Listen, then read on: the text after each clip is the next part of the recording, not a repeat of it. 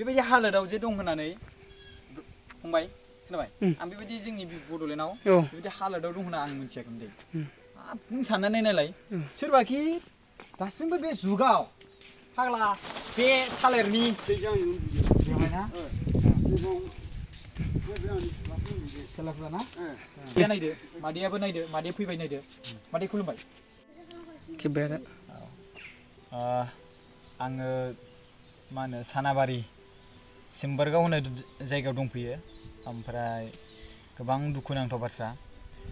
बिसोरनियाव जिरायनो थाखाय सियार होननायानो गैया खामफ्लायसो दङ खामफ्लायजों आरो लेखा फरायनाय मानायबो बिराद खस्थ' न'खौ बिसे नाहरनो हागोन आरो बिनि बिफाया बेलेगनाव हाजिरा मावहैदों होनना बुंदों दा बियो फैगासिनो दं आरोना ओमफ्राय दायो बेवहाय जि जाथाय जागासिनो दङ माने रावनिबो खोमायाव गेदेर गोलावनि खोमायाव माने बे बाथ्राखौ खोनाहैयाखै स' आसा खालामो जोंनि बे भिडिअ'जों खोनाहैथों न'आ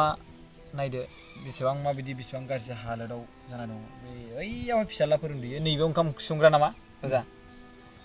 नोंना मा नाम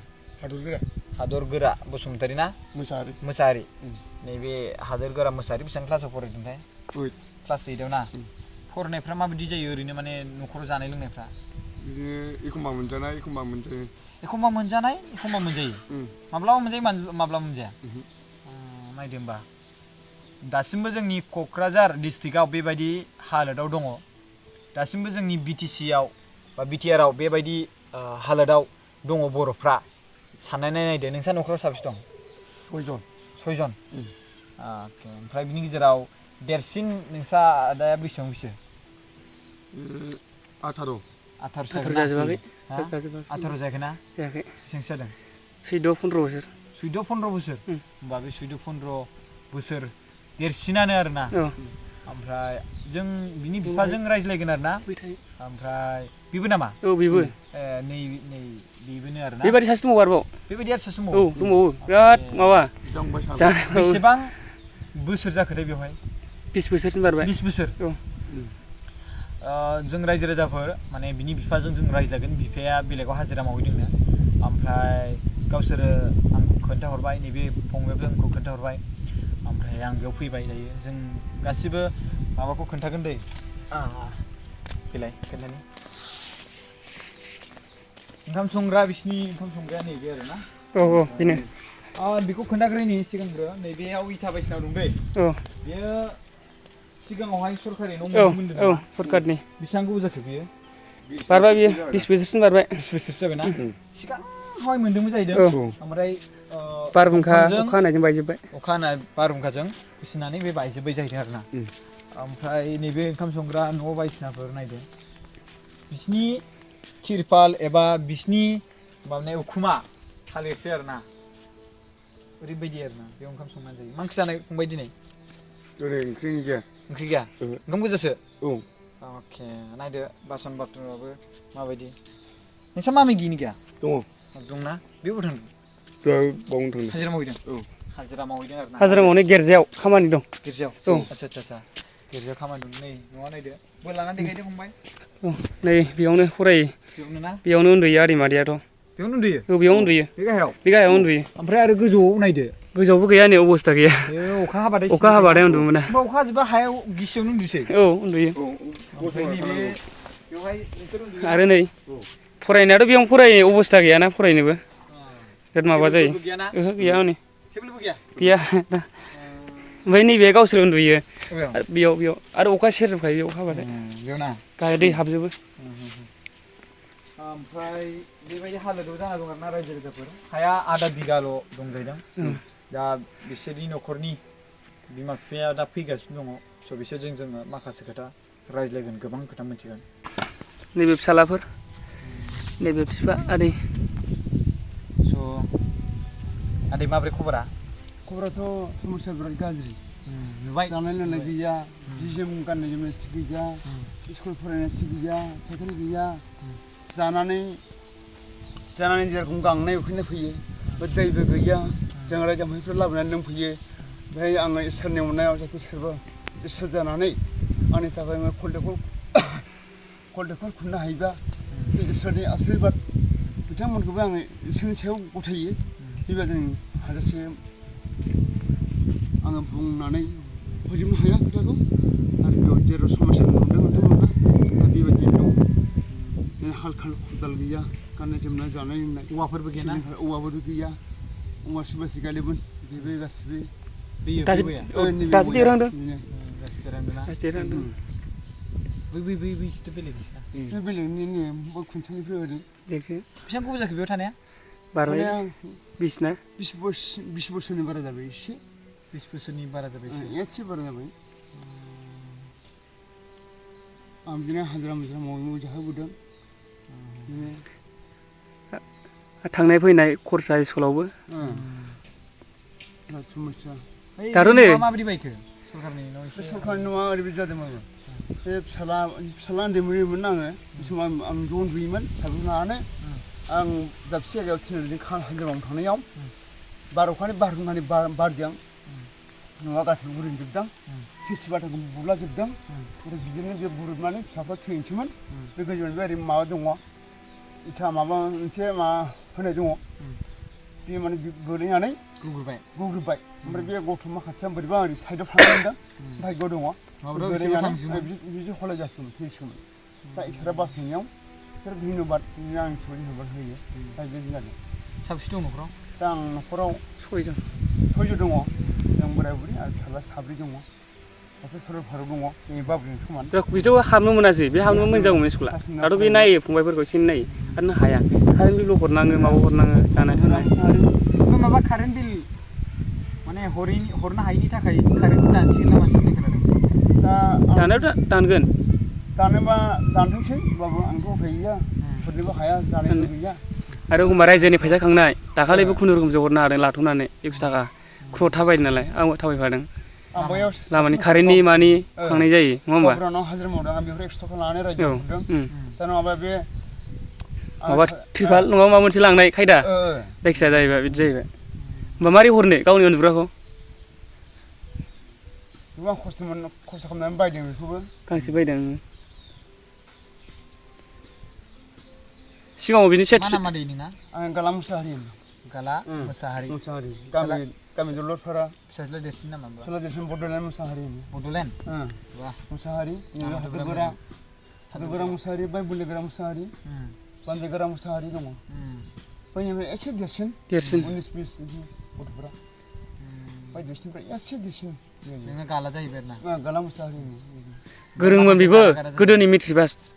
मेट्रिक पासआवसो औ गोदोनि बिराद गोरों मेट्रिक पास रोंजोबो बाबु आं गोदोनिसो गोदोनि एसामिस इंलिस हिन्दी हाजोबो बाब गोदोनि हाजोबो आं गोदोनियाथ' बिराद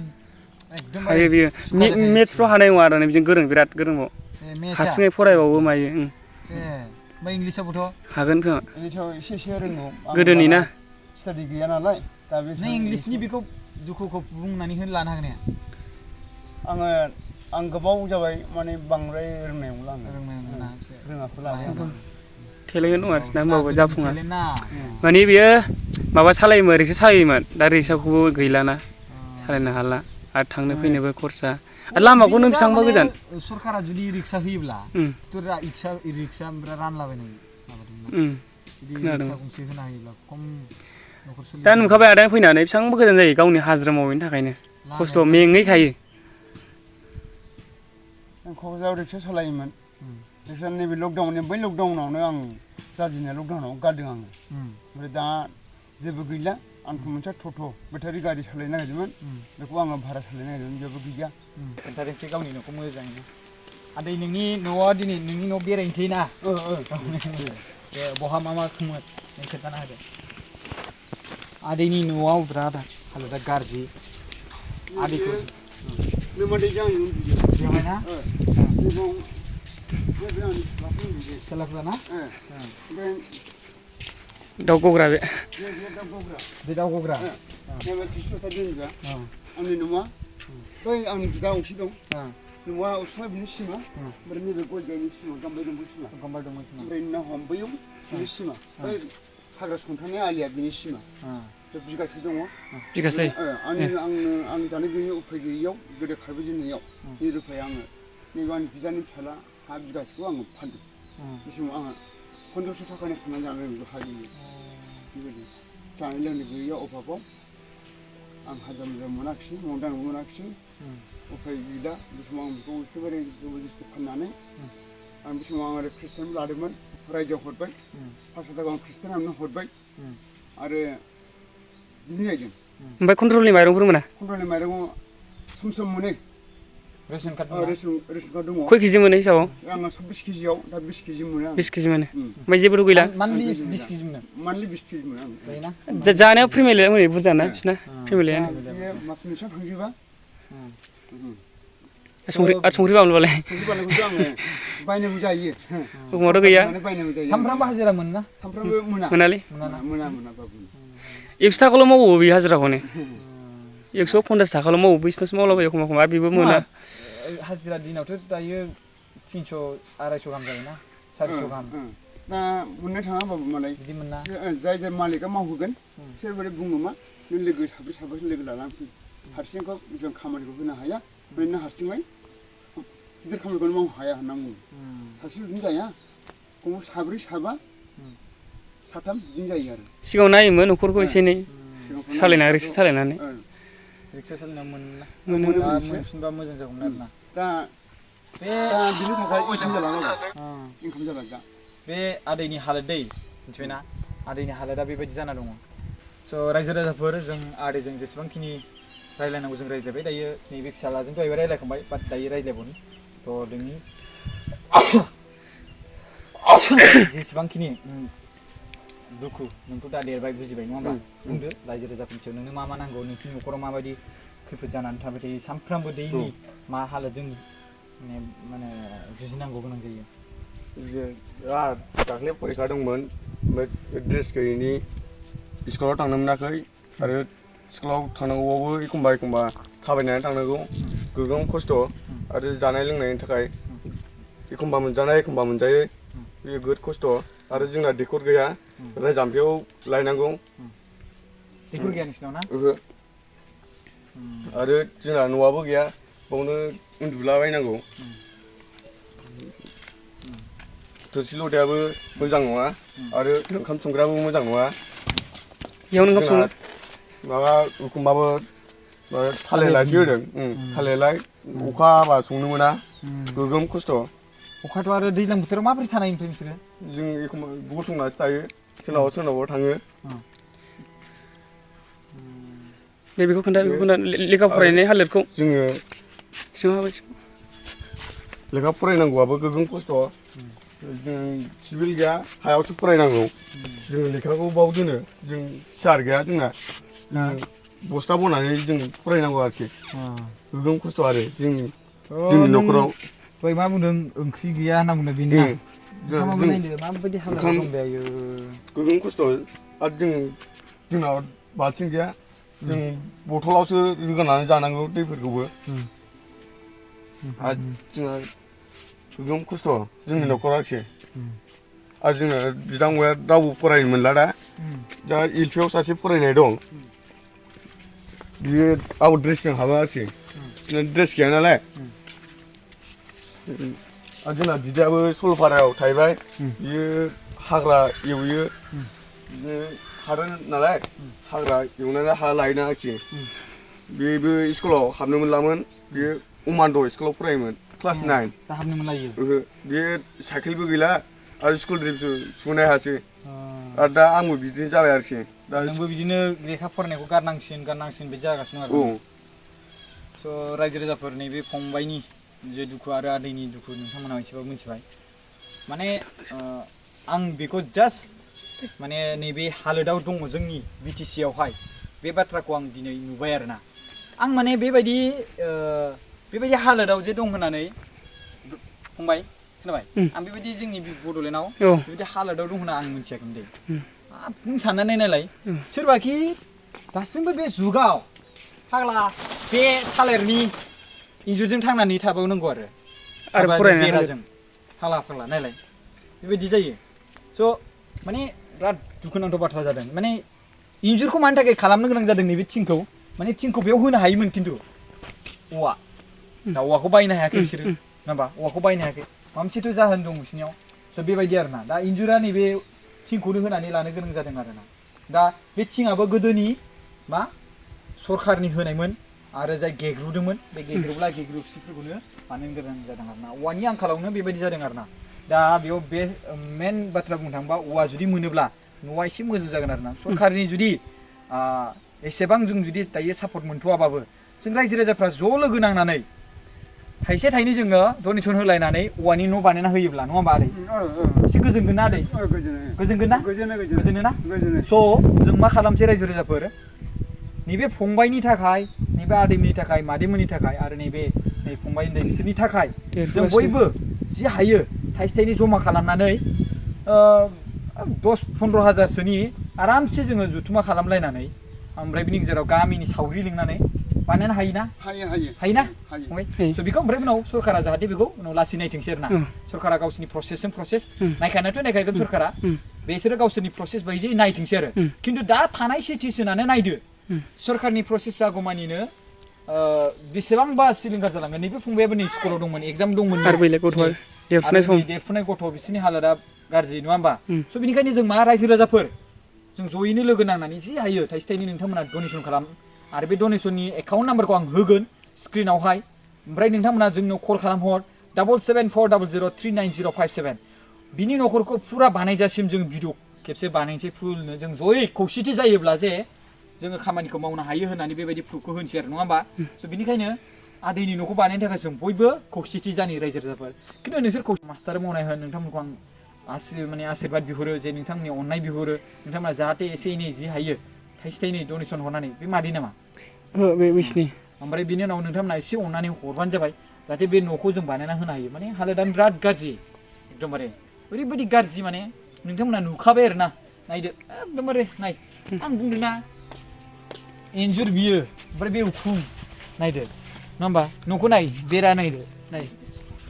जिफोरजोंनो थोरला प्लास्टिकफोरजोंनो नायदो बेफोरजोंनो नायदो हाब एसेबां गोबाव सरखार थाबाय जोंनि बड'लेण्डआवहाय बाट दासिमबो बेबायदि दं आङो गोमोबायसो आरोना स' दायो बेफोर एसेबां बोसोर बेयाव रायजो जानायाबो मैया दाख्लै फैनाय नङा दै मैया दाख्लै फैनाय नङा बे रायजो जानायाबो खमाव बेसेबां दं 20 बोसोरनि बारा जाबाय ना 20 बोसोरनि बारा जाबाय दा 20 बोसोरनि बारा जाबाय भटार कार्डफोर दंखायो नङा होमबा थ' बे हिसाबै बे 20 बोसोरनि गेजेराव सरकारा जि अनसुंथाइ होनांगौ दा खिनो फायखाना दं अबावबा लांदां जायगायावसो खिनांगौ खोमादां दै जिङावसो थाङो ना होमबा साननानै नाय रायजो राजाफोर लांदां दै बावबा माबा दै जिङावसो थांनो गोनां जायो ना फायखाना दङ ना न' मोजां दङ दा बेफोर दैखर दङ ना मा दङ नायदो खाथि खालायाव दङ गावजों गाव मालाय लायलाय होलायलाया बाट बिसोरनि न'खराव दैखर गैया दैखरखौ गावसोरखौथ' दोनथ'बाय दे दायो न'आथ' नांगौ ना जेनेबा हमना ला दैखरनि बायदिसिना थिंखल गायनाय गावसोर खामायनाय बानायनो गोनां जायो नङा होमबा दा न'खौ नायदो जों बेखौ दोनथ'बाय दे न'खौ नायदो ना न' आरो खिनि फायखाना बेफोरथ' सरखारनिफ्राय फैयोना नङा होमबा स' बै समाव जे गोजाम सरखार दंमोन बिथांमोना मा खालामखो दा जों गोदान सरखारखौ खावलायो रिकुवेस्ट खालामो जाहाथे नैबे आदैनि जिखिनि हालोदाव दङ नङा होमबा बेनो जास्ट थानो थाखाय न' नांगौ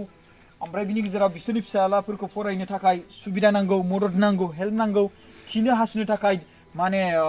मा होनो बेखौ टयलेट बायदिसिना नांगौ नङा होमबा जायखौ सरकारा होखायो नङा होमबा सरकारा होखायो दा बैफोर गोरिब न'खरनोसो होनांगौ ना माहाजोन होबाय थाबाथ' जाया ना नङा होमबा दा जानाय लोंनायनि थाखाय रेशन पार्टि मोजाङै नांगौ नङा होमबा दा फरायनो थाखाय गथ'फोरनो साइकेल बायदिसिना होयो साइकेल नांगौ दा गोरिब गुन्द्राफोरनो सोरबा माने सालायनानै जानो थाखाय जोङो माने इ रिक्साफोर होयो स' बेफोर गोरिबनोसो होनांगौ जों मालिक मानसिनोथ' होनानै लाब गैयाना स' बे आदैयानो एग्जाम्पल दा आदैनावनो मोनसेबो जेबो गैया दिनै सरकारनि खोमासिम जेबो खबर गैया दां बिनि थाखायनो बेबायदि जादों बाट जों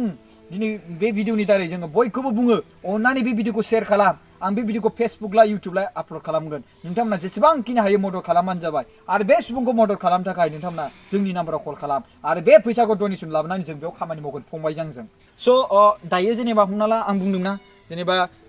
जों इ रिक्सा बायदिसिना रानो आरो बिनि उनाव न' बायदिसिना होयो सरकारनिफ्राय बा माबा मोनसे जोङो स्कुलनि थाखाय फरायनो थाखाय साइकेल बायदिसिना रानना होयो गस्ला बायदिसिना आरो बिनि गेजेराव टयलेट दानि बिसिनि न'आव टयलेट होननायबो गैया नोंसोर नुगोन नामा बेवहाय दै जिंफ्रावसो थांनानै टयलेट खालामहैनो गोनां जायो आरो बिनि गेजेराव उन्दुनो थाखाय नोंथांमोना नुखाबायानो न'फोरा माबायदि हालोदाव दङ नङा होमबा स' बेफोरखौ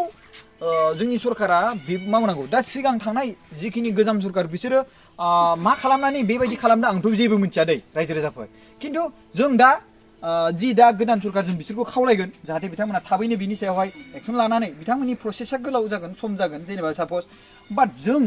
रायजो राजाफ्रा खौसेथि जायोब्ला बे आदैनि न'खौ लुनानै होनो हायो आरो नैबे फंबायमोननि थाखाय फरायनो थाखाय जों चेयार टेबोल गंसे गंसे जों बायना होनो हायो बास गंसे गंसेयानो जे गंसेयावनो बिसोर रानलायनानै फरायगोन चेयार गंनै दे मानसिफोरनि थाखाय खामफ्लाय बेयावसो जों जिरायनो गोनां जादों बयबो दा गैया दि चेयार बायदिसिना सम्पतिफोर बिसोरो गावसोरनि न'आव आलासिफोरनि थाखाय बेखौ गावसोर न' खामायना लानो गोनां जायो बाट जों नैबे गथ'फोरनि थाखाय फरायनो थाखाय जों जाहाथे चेयारजों जुदि अनलायलायनानै होयोब्ला गस्लाफोरखौनो नाय बिसोरनि गस्लाफोर गाननाय जोमनाय मोजां गैया नायदो सेन्देल गैया गथ'नाव नायदो ओरैबायदि हालोदाव दं आरोना दा माने जों बयबो खौसेथि जानानै बे आदैनि थाखाय न' बानायना होनि दे गासिबो फै रायजो राजाफोर आं बेसेबांबा गिदिंबाय दिनै आं बेबायदि नायाखै नायदोब्रा रायजो राजाफोर बेफोर न'खौ नाय बेफोरखौ नाय बेजोंनो माबा माबि एम्फौ एनला थांनो हायो उन्दुनाय खोमाफ्राव माबा मोनसे हाबनो हागौ आरो जिबौफोर थांनो हागौ गिनो गोनां इसेबां जिब जुन्थु नङा होमबा हा ओमफ्राय दा आदैमोनहा उन्दुदाव सर' जाबाय आरोना आदैमोनहा उन्दुदाव सर' जाबायना दा गोदोनिफ्रायनो आदैया मोनसे पार्टी गाव बुंदों दहायो मोनसे पार्टियाव भट होबाय थायोमोन बेनो जाबाय बिपि पार्टी बाट बिपि पार्टिया दिनैसिम बेखौ नायाखै जेबो दा बिनि उनावहाय नैबे गोदान पार्टी ओंखारनाय जाय सरकार दादों जा प्रमद बर' सारनि बिथांमोननि अननायाव दिनै बियो जाहाथे न' मोनथोंसै आं बेखौ खावलायनाय थाबाय आरो बिनि गेजेराव आं बे भिडिअखौ स्पेसियेलि रायजो राजाफोरखौ खावलायनो थाखाय आं बानायनाय जादों जाहाथे बे आदैनि न'खौ बानायना होनो थाखाय औवा बायलायनानै होनो थाखाय जोङो जयैनो खौसेथि जि हायो नोंथांमोना थाइसे थाइनै जोंनि बे जाय केमेरा रेकर्ड माने खालामदों मबाइलजों रेकर्ड खालामदों बे फंबायजों आंजोंनो जों बेखौ बानायनो हागोन जेनेबा जास्ट नोंसोरो जोंजों ज'नो अनसुंथाइ होलायलायदो अब्लानो जों बेखौ खामानिखौ मावलांसै आरोना जोंनाव कल खालामबानो जाबाय रायजो राजाफोर 7740039057 जों ज' लोगो नांनानै बे आदैखौ मदद खालामनि जास्ट न' बानायना होनि नायदो बहा फरायगोन माने अखा हाबाथाय ओंखाम ओंख्रि संनो ना ओमफ्राय उन्दुनो ना मानो नायदो हालोदा माबायदि जादों ड्रेस गैया स्कुल थांनो आरो ड्रेस गैया स्कुलाव थांनो बेग बायदिसिना नङा होमबा स' बेबायदि हालोदाव आरोना रायजो राजाफोर नों माबा मोनसे बुंनो नामा फंबाय बुङा ना बे बुंनो रोंनाय नङा उन्दै मानसि नङा होमबा दा बे आदैनि फिसाला देरसिनानो 15 बोसोर बैसोनि दा बियो दायो 15 बोसोर बैसोनि मानसिया दायो सरलपाराथिं हादान गोदान लाहैदों साननानै नायदो बेसेबां गोमोथाव बिनिफ्राय एसेल' देरसिन बिनिफ्राय एसेल' 2 बोसोरसो देरसिन होमबा साननानै नायदो बिनि बैसोखौ नाय आरो बैनि बैसोखौ नायदो बै मानसियानो हारसिङै थायो सरलपारायाव ओमफ्राय हाग्रा दाननानै थागासिनो दं दायो हा गैया नालाय बेवहाय होजाय हा लानो नागिरदों नङा होमबा माबा बिसा नङा होमबा थ' बे होजाय हा लानो नागिरदों दा होजाय हा लानानै बेखौ माबायदि बबेसिम थाङो बे उननि बाथ्रासै बा जों बे दासान्दिनि समनि बाथ्राखौ जों नायोब्ला सिटुवेसनखौ नायोब्ला आदैमोनहा सानसे मोनजायो माब्लाबा साननै मोनजायो बा माब्लाबा सानसे मोनजाया माब्लाबा साननै मोनजाया ओरैबायदि हालोदाव दङ आरो हाजिरायाबो बिदिबायदि हाजिरा मोना माब्लाबा मोनो माब्लाबा मोना बेबो 100 थाखा 200 थाखानिल' अब्ला माबोरै नायगोन देनां बुंलाय मबाइल गंसेबो गैया बिसोरनि न'खराव स' सरकारा मबाइल रानो स' बेफोर सुबुंनो गोरिब न'खरसो रानना होनांगौ नङा होमबा मादैया बिसोरना मादैया नायदो मादैया फैबाय नायदो मादै खुलुमबाय ओमफ्राय जों बेवहाय नोंनि न'खौ नायफैदों नैबे आदै हांख्रायनायावहाय आरो नैबे फंबाय हांख्रायनायावहाय फैदों आरोना मादै नोंसिनियावहाय नों गिर्जायाव थांदोंमोन होन्दों नामा गिर्जायाव थांदोंमोन ना औ मावना फैबाय खामानिखौ मादैया फैबाय जों मादैजों रायलायनो सेस्था खालामदोंमोन जों बेखौ बुंदोंमोन जेनेबा बेयो गोबाव सम सिरि थाबाय रायलायालासिनो ओंखायनो बै भिडिअ क्लिप ससेखौ जों डिलिट खालामना होनो गोनां जाबाय मानो होनबा गोबाव सम बुंनो हायासै नालाय बे बुंनो रोङासै मादैया माने मा ओरै बुंबाय जेनेबा बेयो नोंनो मा नांगौ न' नांगौ बायदिसिना नांगौ ओमफ्राय बिनि गेजेराव दैखर गैया मा गैया होननानै बुंदों थानो जायगा नायदो माबायदि स' बेफोरबायदि होन्दों दा बे केमेरायाव बुंनो रोङासै जों केमेराखौ जेब्ला रेकर्ड खालामो मबाइलखौ रेकर्ड खालामो अब्ला बे बुंनो रोङासै जायनि जाहोनाव दायो जोङो बुंनानै खोन्थानो गोनां जाबाय जोंनि खुगानिफ्राय गोबां सुबुंफ्रा केमेरानि उनावहाय बुंनो हायो बा केमेरानि सिगाङावहाय बुंनो हाया स' बेबायदि हालोद जाना दं नोंथांमोना नुखाबाय बुंनो गोनांथि गैया न'खौनो नाय हालोदखौ नाय बिथिं नाय न'खौ नाय मादैया निचे दङ नायदो आरो नायदो बिसिनि उखुमफोरखौ नाय माबायदि स' बेनिखायनो माने जोङो थाबैनो नायनाया मोजां आरोना जाहाथे जों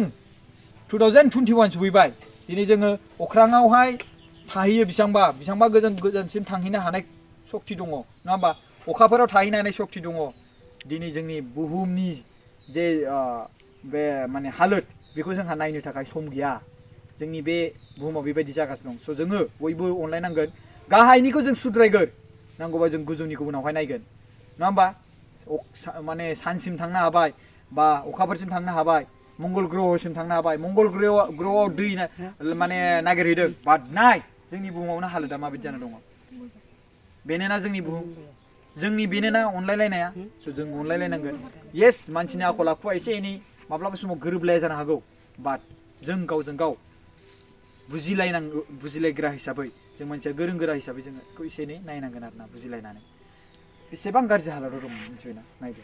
स' थेंक इउ स' माच गाइस भिडिअखौ नायनायनि थाखाय नोंथांमोना जोंखौ कल खालामनानै मदद खालामनो गोसोबा कल खालामहरबानो जाबाय प्लिज मदद खालाम 7740039057 थेंक इउ खुलुमबाय